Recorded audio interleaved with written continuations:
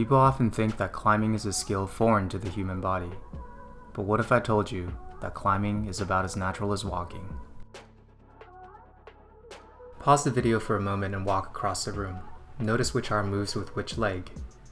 As humans, we walk moving the limbs on opposing sides of our bodies. Whenever we step forward with the right leg, we accompany it with a natural swing of the left arm. When we step forward with the left leg, our right arm naturally swings. This type of movement using muscles on opposing sides is called contralateral movement. You can see this even more distinctly in activities such as running and crawling. Since humans are contralateral movers when they run, walk, or crawl, the same pattern should be applied when they climb as well. If I asked you to climb up a ladder, you wouldn't need me to teach you how. You do it instinctively, and you would climb it contralaterally. Each movement of the left hand would be accompanied by a movement of the right foot, and vice versa. This is how we intuitively climb, and it demonstrates the first rule of climbing: use opposite hand with opposite foot.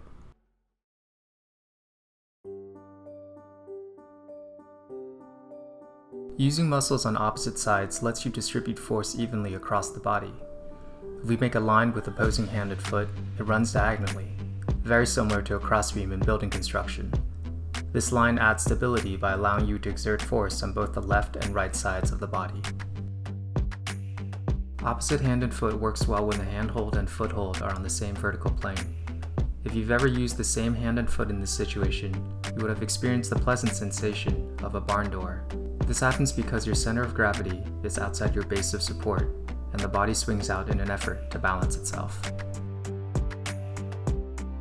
In a situation where a handhold and foothold are on the same vertical plane, we can apply the first rule to bring our center of gravity within the base of support and create a more stable balance.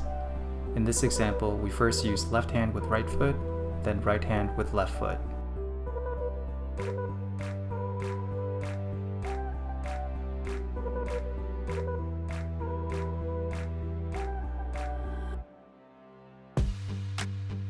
Let's see how this rule holds up to a harder boulder problem.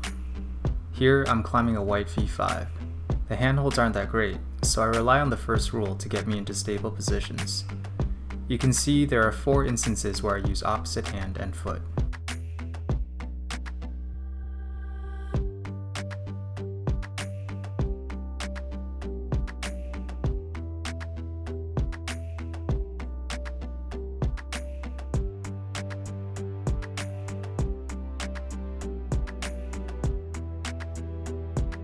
Now I'm going to repeat the same problem while ignoring the rule in the middle 2 moves.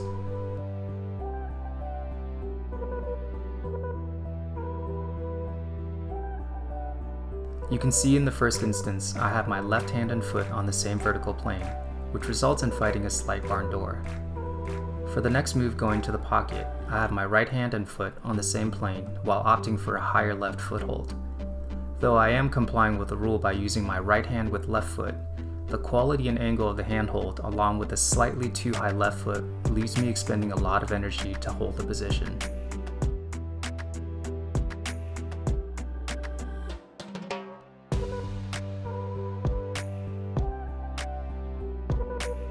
Sometimes the start move is the most challenging. This is when the first rule comes in handy. Here, I start with 2 handholds and only 1 foothold. The next handhold is above me in the middle, and judging by the angle, it looks like it's for the right hand. Knowing that I need to free my right hand to make the move, this means I have to rely on my left hand to hold the position.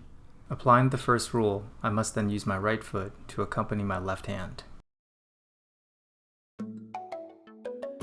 As you gain more climbing experience, you will start to encounter scenarios where you have to make an exception to the rule. Here are some examples of when you would not use opposite hand and foot. In this scenario, I have a handhold and foothold on the same vertical plane, and the rule tells me to use opposite hand and foot to avoid a barn door. However, it would be difficult to swap the left foot for the right, so instead I use a technique called the back flag to redistribute my center of gravity and avoid barn dooring. Doing this instead of opposite hand and foot keeps my hips square to the wall and makes the next move, a right hand cross, easier. Here, my starting foothold is a bit left of my starting handhold. I can tell that the first move is a right hand cross because the second move is definitely for the left hand. Moving with the right hand means holding the position with the left hand, and I should use my right foot to accompany the left hand. But there are a few reasons I would not use the right foot. 1. The foothold is out left, and placing the right foot is slightly inconvenient. And 2. Making the second move requires my left foot on the foothold, and I would need to make an extra effort to swap feet. So I opt for the left foot and use a technique called an inside flag to make the move with the right hand. Don't worry too much if these breakdowns sound a bit complicated. For now, try to first understand the rules. Later, you can break them.